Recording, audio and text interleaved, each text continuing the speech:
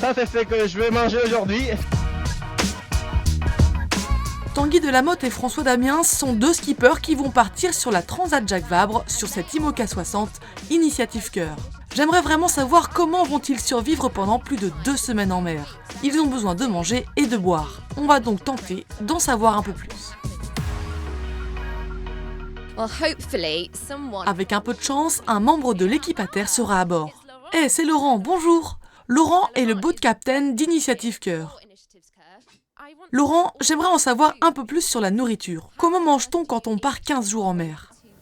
Donc on a fait une liste de courses issue en fait de ce qu'a mangé Tanguy pendant le Vendée Globe l'année dernière. Et on est parti sur 3 semaines de courses pour notre bateau. Et puis on a doublé les quantités. Donc du coup on a rangé ça dans les caisses qu'on peut voir ici, de chaque côté du bateau. Et on a organisé ça en fonction de ce qu'il y avait dedans. Donc il y a des étiquettes.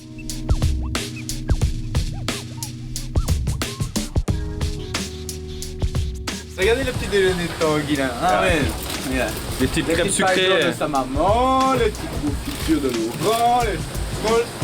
Tout ce qu'il y a là, ce sont des lyophilisés? Et en fait on n'en a pas trop parce que le Tanguy et François n'aiment pas les lyophilisés.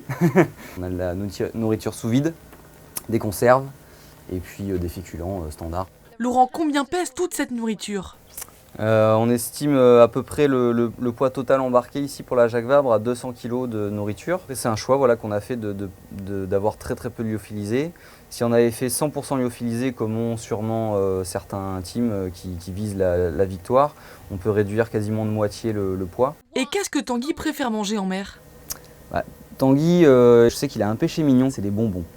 Ok, alors on va écouter ce que Tanguy a répondu et on verra aussi ce que les autres skippers ont répondu parce qu'ils n'aiment pas tous la même chose. Regardez.